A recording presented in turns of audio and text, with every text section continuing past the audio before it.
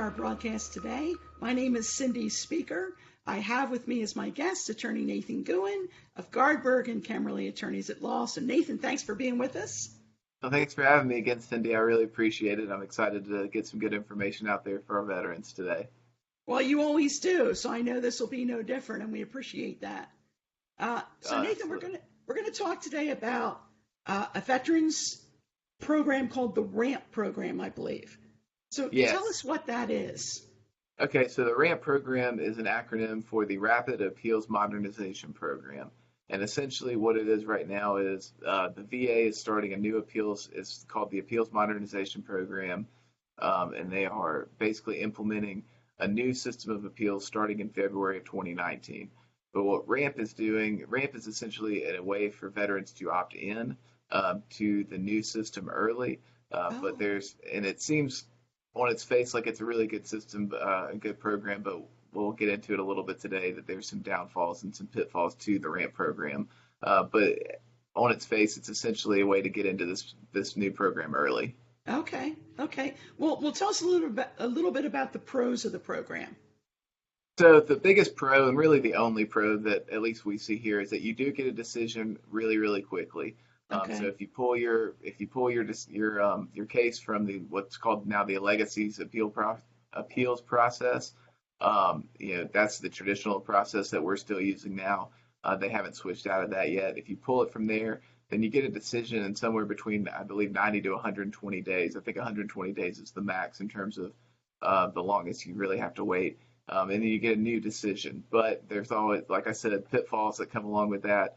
And so what we're really seeing is they're getting a lot of decisions out quickly, like they say, but there are a lot of denials that are being put out quickly. There's not a lot of people who are getting grants that we've really heard of through the RAMP program. It seems like it's been a way for them to expeditiously deny a lot of Oh, claims.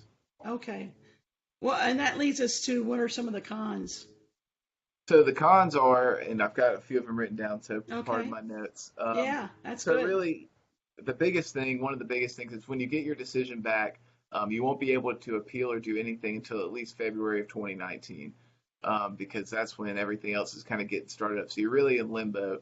And they also require you to take all of your appeals out of the legacy program and into the RAMP program. So let's say you have one claim that you really want to be dealt with quickly, that you think you have let's say you have a really good claim for PTSD, you've got really good treatment records, you've got a psychiatrist that says that it's related to your combat experience. I mean, everything with that claim is good, but maybe you have a claim for like a right knee issue or something that might be different, that may not be as strong. You may need some more work done on it. They require you to pull that into it just as well as the PTSD claim. You can't really pick and choose which ones you want to use. If you opt in, it's 100% opt in. And then after the fact, they really limit your appeals options. It's not as kind of it's very quick at first, and it is very rapid to begin with. You get a decision very, very quickly. But after that, the veterans are really left in limbo, and in a new system that, to be honest with you, um, hasn't really been kind of honed in. They haven't Yeah. really, clarified it and gotten it. This is brand new, and Okay. so with a system that's already really, really confusing, the new system can even be more confusing. Yeah. So you mentioned opting in. Do you have to opt into this program? Yeah, so you have to opt in. They can't just put you in. It's not an opt-out program where you're in unless you send something in affirmatively, taking yourself out of the program. It is an Okay. opt-in program, and I've had a lot of people ask me about that. A lot of veterans ask me because what they will do, and a lot of veterans have seen this, and a lot of them still will. Each month they're sending more and more letters to more and more Okay. veterans, I and that means see. they're sending the same veteran a letter every month for a couple of months, and they may begin to think, well, I have to opt into this, or I need to opt into this, otherwise they wouldn't be sending me this letter all the time. They're just sending them out to everybody. I So see. if you get the letter multiple times, don't feel like you have to opt in or that you should opt in just because you're getting the letter. Everybody else is. It's no indication of what you should do with your case, or how strong the case is. They're not reaching out to specific veterans. This is to everybody. Okay. So when they get these letters, and I can understand what you're saying, that it might be like, what am I supposed to do? I keep getting the letters. What do you advise that they do with the letters, or how do they go from there? Well, our advice is very simple. At our firm, we're not opting into that. We're recommending that people not opt into the program. Okay. We've had a couple of new clients that we've taken that have opted in, and we're going to kind of see how that goes. Just kind of want to, just to kind of test the waters and see, since they already had opted in. So we'll see what happens there. But currently, we're advising people not to opt in. And as we've talked about, I think on here before, we're all members of a national organization for veterans advocates, and we've consulted with other firms, other attorneys that do the same kind of work that we do.